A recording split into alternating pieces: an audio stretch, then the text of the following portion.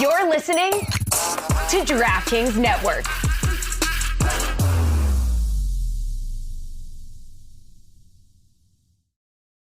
Folks, listen up. US Cellular wants to help everyone get the gift of connection this holiday season. Already a customer? This applies to you too, because right now, new and current customers can get any phone, and I mean any phone, for free. Yes, free. Sounds like it's time to make the switch. Spread the holiday cheer far and wide this season with a new phone. Everyone can get the gift of connection at US Cellular. Get any phone free today. US Cellular, built for us. Terms apply. Visit uscellular.com for details. This is the Dan Batard Show with the Stugotz podcast.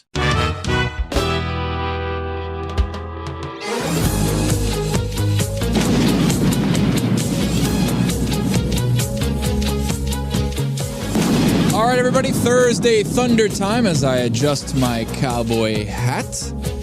We've got a big one for you tonight. By comparison, over the last few weeks, this does actually feel like a big game. Yeah. 2 7-7 teams fighting for a last little playoff spot. Rams been playing good. We're going to take 2 anytime touchdowns from this game. Wow. Yep. You think we're going to have 2 touchdowns? We're going to have more than 2 touchdowns, but we're going to definitely have 2 from these gentlemen right here. Number 1, anytime tutty goes to Kyren Williams, who's excellent, by the way. He's awesome. We haven't talked about him at all. He runs very hard. He's really good. Does he still lead the league in yards after contact? And he's proven that, he's a lot better than the rest of the running backs that they have on the roster, because when he's missing, you notice. And he missed like 6 weeks with an ankle sprain, too. Second anytime tutty goes to the one and only Alvin Kamara. So we've got 2 running backs, 2 anytime tutties between 2 teams on prime time Thursday night football, brought to you by Amazon. And then we're not going to go against history here. Okay? The Detroit Pistons have lost, by my count, 24 games in a row. They started 2-1, Dano. Did you know that? Put it on the poll, please, Juju. Did you know the Detroit Pistons started 2-1? They started 2-1 and now have lost 24 consecutive games. We are going with the Utah Jazz on the back-to-back, second half of back-to-back. Utah Jazz, we're going to take them -1 against the spread. This is the spot for the Pistons to win. No, we're going to roll it back one more time. Pistons lose again in a heartbreaker. We're taking Utah Jazz -1 and 2 anytime tutties, Kyren Williams, Alvin Kamara. Congratulations, Detroit Pistons fans, on your first win in your last 25 games. As a reminder, Thursday Thunder is brought to you by DraftKings Sportsbook. You can follow our parlay on the DraftKings Sportsbook app.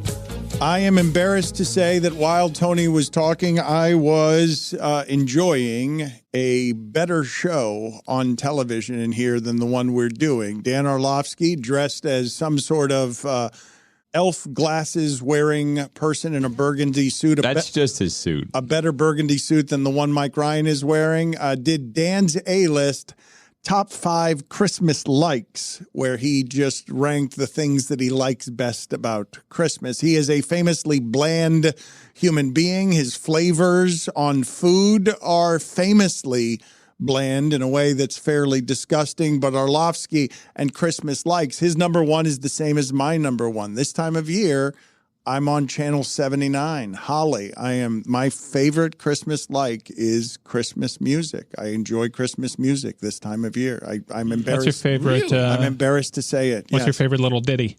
Well, Little Drummer Boy is my favorite of the Christmas songs. Yes, that's a great one. Very traditional. That's a bit of an upset here. Yes, but would you like to hear Dan Orlovsky's top 5 Christmas likes, or should I create a top 5 better? You create Dan O's Christmas likes. Christmas likes. I'm just happy we're saying Christmas again. I need to gather myself. Thank in you. order to 45. do this. In order to do this correctly. So maybe we will do that next segment, shall we? This, Dan, is, by the way, this is a response to yesterday. Mad Dog had his things he hates most about Christmas. The dislikes. Yeah, the dislikes about Christmas. Number I bet 5? that was a good list. Number 5 was Mom's Veal Parm. Yeah, he hates it. She always burns it. Orlovsky said his number 3 Christmas likes is people are nicer. Is that true? No. I think so. Dan Orlovsky has someone shop for him very clearly. People are in the holiday spirit. I think there's a lot more like eye contact. I'm someone who really likes a little eye contact and a wave at a stranger, just like a little acknowledgement that you exist. You're another human being on the planet. And that doesn't happen in the other 11 months of the year down here in South Florida. But occasionally I can see someone and just, hey, how are you? You should move out of a blue city. Can you guys take any guesses on what Orlovsky's top 5 looks like? What are some of your favorite Christmas likes? Also, Juju at Batard Show, put it on the poll, please. Are people indeed nicer during the holidays? I have not experienced that. Lucy, you've generally found Miami to be rude, right? I don't know anyone who comes here from any other part of the country who doesn't think that this area is unfriendly. It's very unfriendly. Really? What? Yeah, people aren't nice to me. I ask them how they're doing. They don't respond. I smile. They don't smile back. Like, but that's weirdo behavior. Like, who asks people how they're feeling? Me. You're my therapist. So you want something from me? I'm not like going up to someone walking down the street and being like, hey, how are you doing? But like if I'm at a restaurant, my server comes up to the table, I'll say, hey, how are you? And they usually just ignore it. Yeah. And that really hurts my feelings. Oh, come let us adore him. Come let us adore Keep it going. him. Oh, come let us adore him, Christ the Lord. Oh, are you offended? Billy actually is right when he asks the question. It is possible in Miami that the people serving you don't speak English and don't understand what it is you're saying. But a smile? No. Come on. Asking too much. Exactly. I have a friendly face. Like, just smile back. Just be kind. It'll ruin my day if you don't. I'm very sensitive. Are people nice elsewhere? Yeah. Like, I just assume this is a human thing. No, people are nice elsewhere. Like, why? I don't know. To make me feel better. They're so nice. Like, grew up in North Carolina, Southern, very friendly. Iowa, also a very friendly place until you start making jokes about the offense and they get really mad. They start tweeting things at your dad, so don't do that.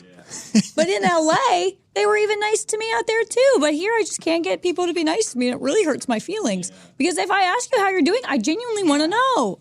I really can't stay. Mulkey, it's cold outside. I've got to go away. Mulkey, it's cold outside. This evening has been hoping that you'd drop in. So very nice. The smell of Christmas is on Orlovsky's list at number 5. The smell of Christmas. Christmas trees? The Christmas tree has, well, that's the only smell I associate with. Do you associate it with a food of any kind? All I do is, I do like the smell of pine. I think the first thing that ever hung from a rearview mirror of mine was the old-fashioned Christmas tree that made the car smell like pine. That sounds like an olden time. Oh my God! It's beautiful. Turn-up truck looking. Yeah, turn-up truck. Absolutely.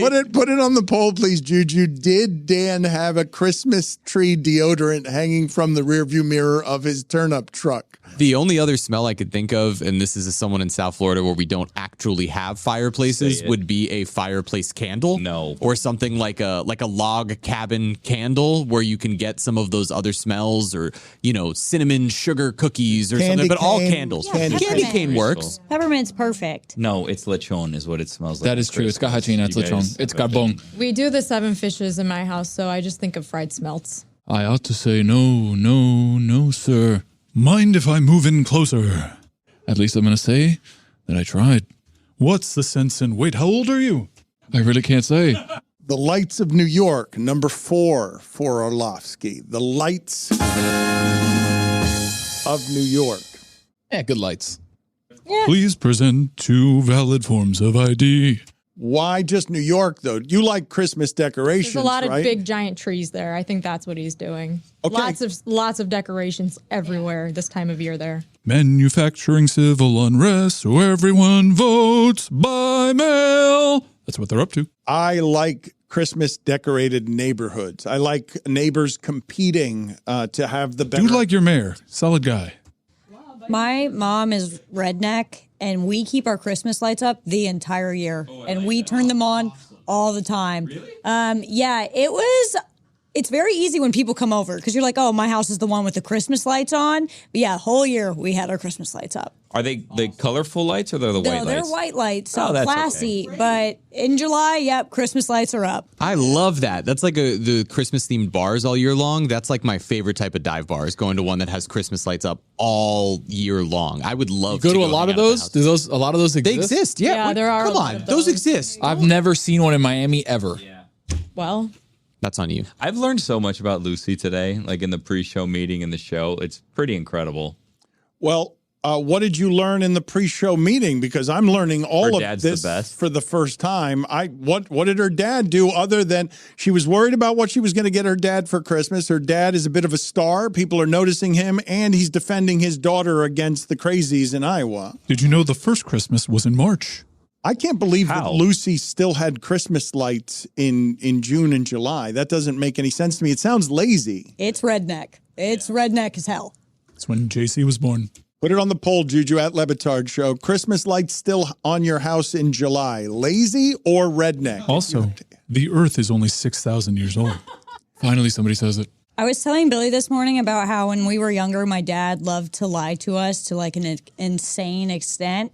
Because we were talking about the New Year's Fairy, and it reminded me of this time where they built a McDonald's next to my dad's house, like right down the street. So my dad typed up an official letter from McDonald's Corporation, had his coworker sign it, sent it to our house, to my little sister, that said, if you go to this McDonald's, you will be arrested and suffer the same fate as the Hamburglar. And he thought it was the funniest thing in the world. She's like 6 years old, or she was probably like 8, terrified because she just wants to go to McDonald's. She feels like she's going to get arrested if we do.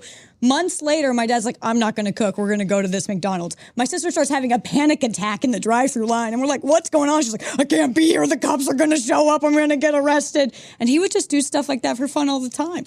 Is the Hamburglar still around, or did we end that character? Because I could see where the Hamburglar would be scary to a child if a parent is saying the Hamburglar is going to come and arrest you. There's going to be an arrest situation. He wasn't going to arrest my sister. She was going to suffer the same fate as the Hamburglar and be in jail with him. Yes. Same cell and everything. Mm-hmm. Isn't the Hamburglar scary to kids? Wouldn't he be a little bit scary? I think she was more scared of just like going to jail. Yeah, jail. Going to McDonald's. She was 8 years old. Like, she believed it. And he had the official letterhead and everything. Like, you would have believed it was a real letter from McDonald's. He typed up the whole thing. Has McDonald's discontinued the Hamburglar, or is the Hamburglar still a character for McDonald's? Number 2 on Orlovsky's list, by the way. Pum-pum-pum-pum. Of Christmas likes, Christmas movies. Die Hard. Sound of Freedom. I don't like Christmas movies. Does that make me... You have something against Kirk Cameron. Being a real Grinch, Dan. Does that make me shitty that I don't like Christmas movies? When I'm telling you I'm driving around, I'm enjoying the holiday spirit in my car. I'm listening to Holly, Channel 79. It's not that I don't want the Christmas spirit. It's just I don't need Christmas movies. Have the Christmas movies on, but the sound down listening to Christmas music. I'm the asshole here. Always. All I want for the holidays this year is some NBA action. This week, new customers can score $150 instantly in bonus bets just for betting $5. An instant dub just for you. It's my Christmas tree for you. Download the DraftKings Sportsbook app now and use code DAN. New customers can get $150 instantly in bonus bets for betting just $5 on basketball. Only on the DraftKings Sportsbook app with code DAN. The crown is yours. Gambling problem? Call 1-800-GAMBLER or visit www.1800gambler.net. In New York, call 877-8-HOPE-NY or text HOPE-NY 467-369. In Connecticut, help is available for gambling problems. Call 888-789-7777 or visit ccpg.org. Please play responsibly. On behalf of Boot Hill Casino and Resort in Kansas, 21 plus age varies by jurisdiction. Void in Ontario. Bonus bets expire 168 hours after issuance. See dkng.com/basketball for eligibility and deposit restrictions, terms, and responsible gaming resources. Dan Le Batard. Are you back on the caffeine? Are you back on the Red Bull? Something's wrong. See, we are.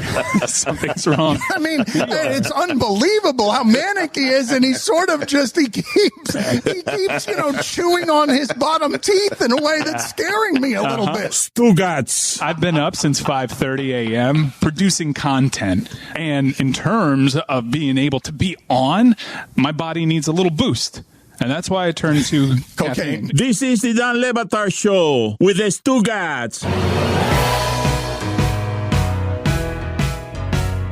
I want Mina's best information, most informed insight on Brock Purdy in a second. But I want to, before we get to Mina Kimes, bring up before her a subject that Lucy is claiming In-N-Out is overrated. as a hamburger franchise, and there was an 8-hour line recently. Where was this, Lucy, that there was an 8-hour line for In-N-Out? So they opened up the first In-N-Out in, I believe, somewhere in Idaho. 8-hour wait in the drive-thru for In-N-Out. I remember when I first went to LA, when I moved there for the first time, I was like, I'm going to try In-N-Out. This is going to change my life. It's fine. It's fine. The fries taste like cardboard. The burgers are good. Worth 8 hours? Absolutely not. No way. Mina, do you have a verdict you want to make here as someone who is now a defender of all things West Coast?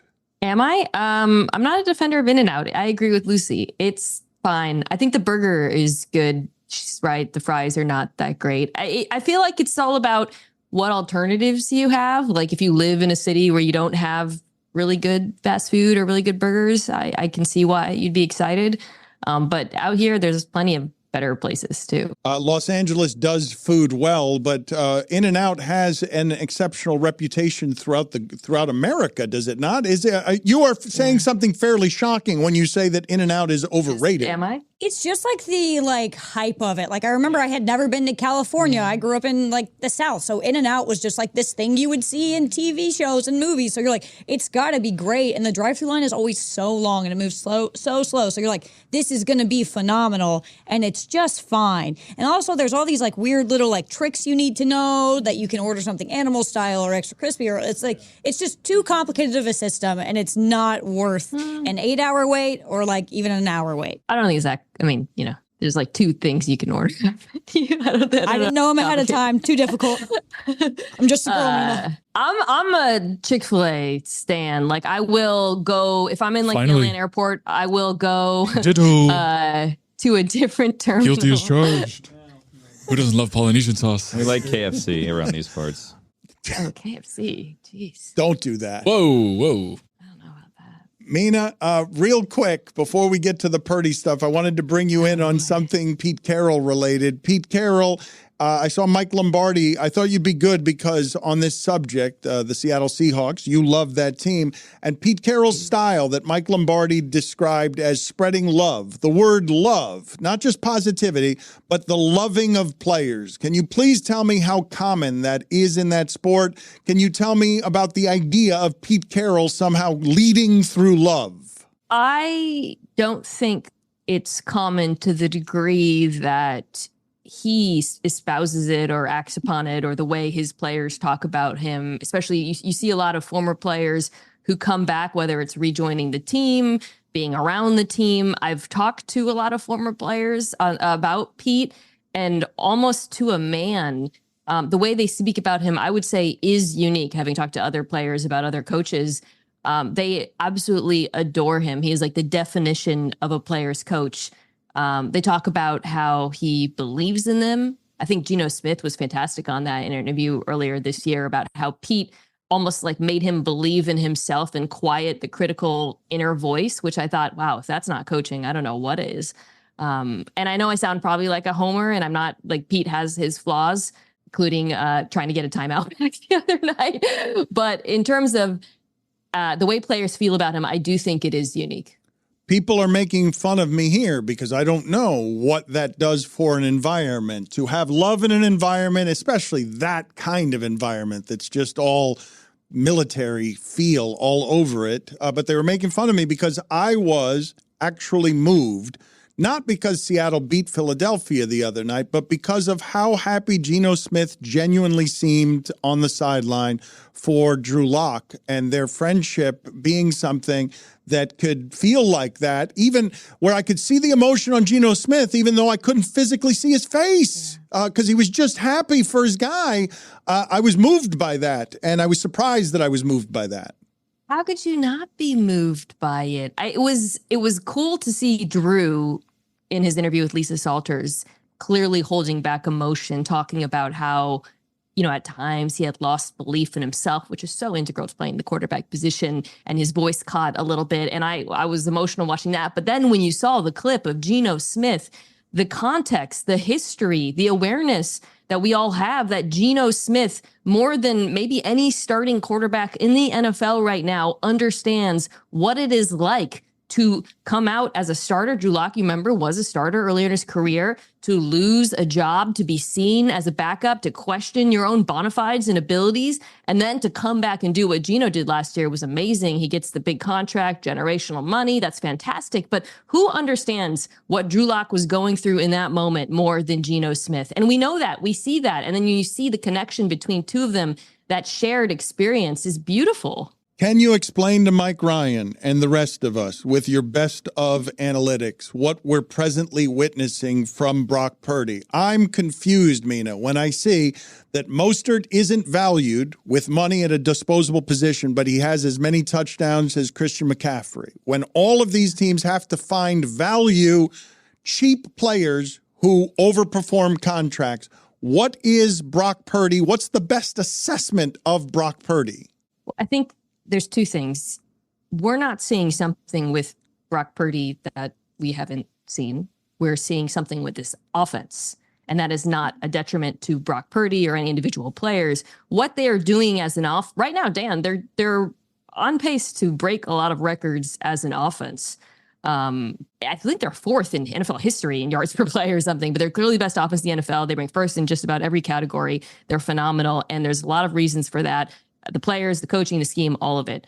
What we're seeing from Purdy is a quarterback who has improved, who I think is executing the offense at a really high level, who is executing it better than other quarterbacks have in the system, and deserves a ton of credit for that. But when we talk about, what this offense is, which is an absolute buzzsaw and nightmare, it's not because of the quarterback. It's because of the offense. And you mentioned Mostert, who's fantastic, but Christian McCaffrey, when you watch this offense on tape, is so clearly, to me, the straw that stirs the drink. Because what he can do on a football field, there's no one else in the NFL right now who can do it. It's why I object to when people point to running back contracts and they say, well, look at Christian McCaffrey. Well, no, Christian McCaffrey is a unicorn, and he's also paired, by the way, with a coach who has optimized him in a way, a coach who already was a best play caller in the NFL and has optimized him in a way we haven't seen. His ability to run, he's like an incredible pure runner, run routes, catch passes, and block at a high level, makes him the queen on the chessboard in this offense, and it makes him almost impossible to defend. Correct me where I'm wrong in this oversimplified analysis, but Brock Purdy couldn't do much of anything when McCaffrey, Debo, and Trent Williams were all limping around or hurt. That's where they lost their games, and that's where people started questioning Brock Purdy again. Yeah, well, it was Williams and Debo were out for both of those games in completion. And I think it's tricky because on one hand, you can say, well, any quarterback, if you took out two of their best players, would be worse. However, if you took away, I don't know, Kelsey or Diggs, those quarterbacks would have no one. Whereas in San Francisco, you still had Kittle and IU. Like they're the monsters. So it's not really comparable. But I think it doesn't mean Brock Purdy isn't a good quarterback or that he's not a great fit for this offense. It, to me, highlights the fact that the offense it's the way they all fit together that makes it so deadly. It's not a case, and we've seen this, by the way, with quarterbacks, where sometimes when you watch, I don't know, Lamar Jackson over the years is the one that comes to mind, Josh Allen at points in his career, and you watch them and you put them on, you say, that quarterback is putting this team on his back. Oh my God, everything is running through him. That's not the case in San Francisco, and that's fine. I don't know why, like that, even to say that out loud has sort of been positioned as hate or bias or anti-Purdy. It's just a reality. It's acknowledging the context that he's playing in. And if you're a Niners fan, you should be thrilled. Your offense is a machine that is not entirely dependent, by the way, on one player the way other offenses are. How much better is San Francisco healthy than the second best team in the league? I think there's a pretty significant gap, to be honest. Although, we'll see. I think Baltimore probably matches up with them better than any team in the NFL. So we will see that, which at the test of Christmas, of course. But they're so balanced. The defenses, though they have some struggles against the run, a top 5 defense as well. And then offensively, I just think it's such a nightmare to defend this offense. I think the NFC, there's a pretty significant gap between them and everyone else. The AFC, the top 4 teams would make it a little bit more interesting. Mahomes. I think the Dolphins would be an interesting matchup as well. The Bills, the way they're playing right now, and the Ravens. But they are clearly the best team in the NFL to me. Who is the second best team in the NFC? Because a couple weeks ago, clearly it would have been Philadelphia, and I'm really confused by what I'm watching. Yeah, their schedule's gotten tougher, but that game on Monday night was certainly a winnable game, and they seemingly went out of their way to keep Seattle in it. I don't think it's Philly. I still think it's Dallas, which I know they got stomped by San Francisco and they just got stomped, so that feels off. But the reality is Dallas can play a lot better than what we saw. Some of that had to do with game script too. Whereas Philly, I think the offense can be better and that they've been the more disappointing unit, but that defense is not good. And it's not good in a way that's fixable. It's not a coaching problem, which is why I thought it was kind of strange that they made the coaching change going to Matt Patricia, because watching them all season, they have personnel problems. There are holes all over that defense, injuries as well, talent, age, that sort of thing. That's not getting better. Whereas I think with Dallas, there are things that can be fixed. Entertain in a minute or less for us Stugotz's hypothetical from yesterday. Bill Belichick is hypothetically available. How many teams are firing their present coach for that availability? Maybe half. Are you surprised that we are headed toward a space where Belichick is available and it can look like the younger minds are the minds that you'd prefer to have? The younger styles of Pete Carroll's, and he's not younger, but the younger style of a Pete Carroll, right, which connects with players. Yes and no. Yeah, he's the best coach in NFL history, so of course it's surprising that he's not going out on his own terms. Like that is, if you say that's not surprising, you're lying. The fact that we've gotten to this point. But I think what makes it not surprising and what makes it likely to happen is his failures as a GM. And the problem is that those things have gotten so intertwined. You can't, like the ideal outcome in my mind for New England would be to fire Belichick, the GM, and keep Belichick, the coach, who's still very good at coaching defensive football situationally. I think the offense, like the failures of this team are because of the roster, which he built. So he deserves blame. I think what likely has happened in New England, I'm sure we'll get, a 8,000 word Seth Wickersham piece in time to actually kind of tell us what really happened, is Belichick, they couldn't split it. Like they couldn't say to him, okay, it was too humiliating or not something he wanted to give up, would be my guess as to why this is coming to an end. To be clear, that is something that I just did. I just pointed out the young style of Pete Carroll, who is the oldest coach in the NFL.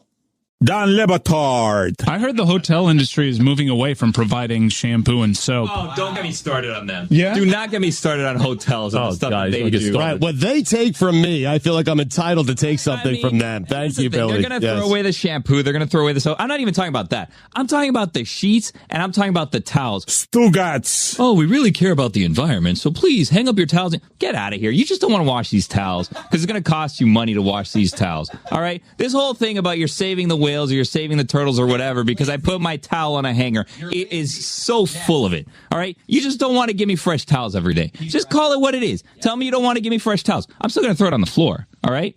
I feel like water is a renewable resource. And you're not really saving the ocean by using water to clean my towel, are you? Am I missing something? What am I missing? Nail right on the head. Am I missing something? The end of the story. This is the Dan Batard Show with the Stugotz.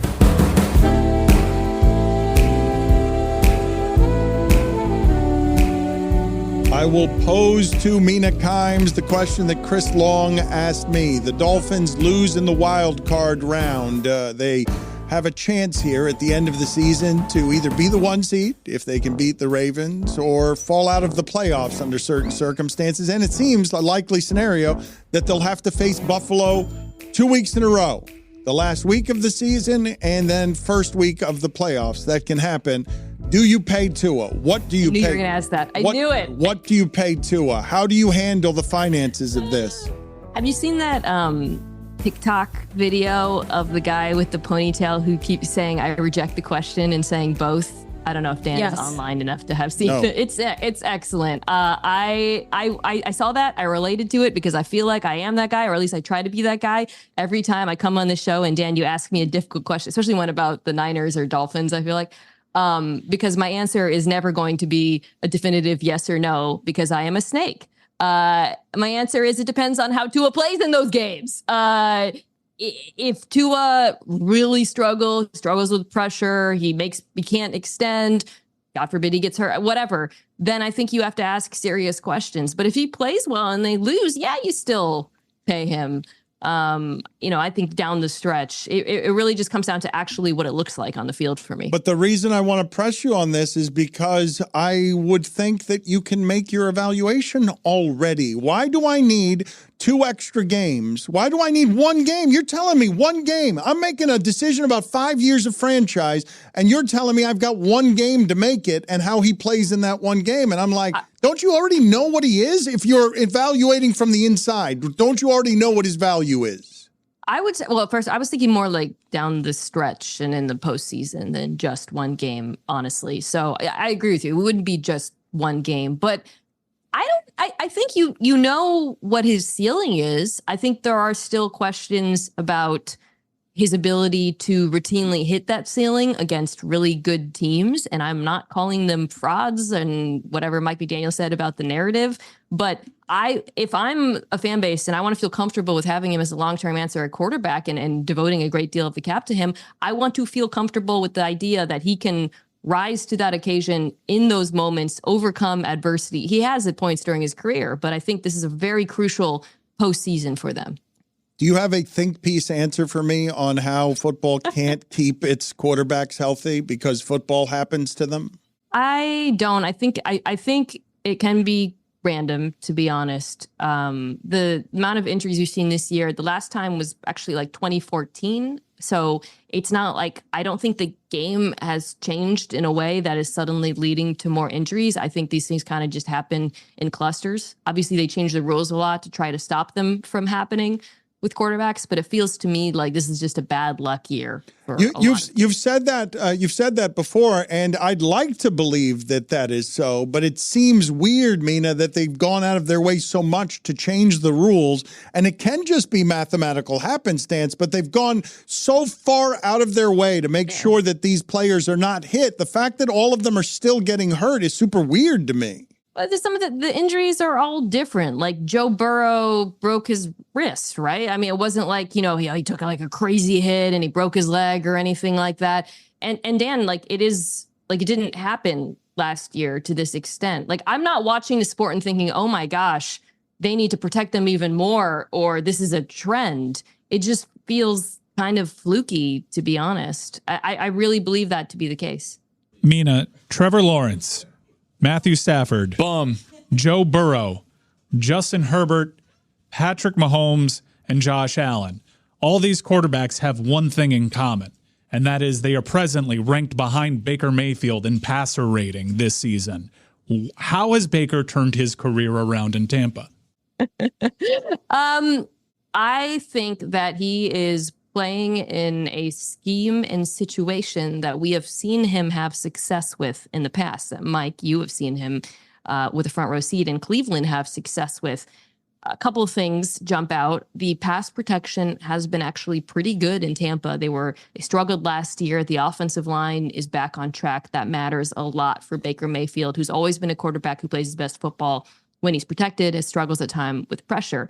I also think that Dave Canales, who's their offensive coordinator, used to be in Seattle, has really called an offense that leans into his skills. You saw that on display against the Packers. The use of play action, throwing over the middle of the field.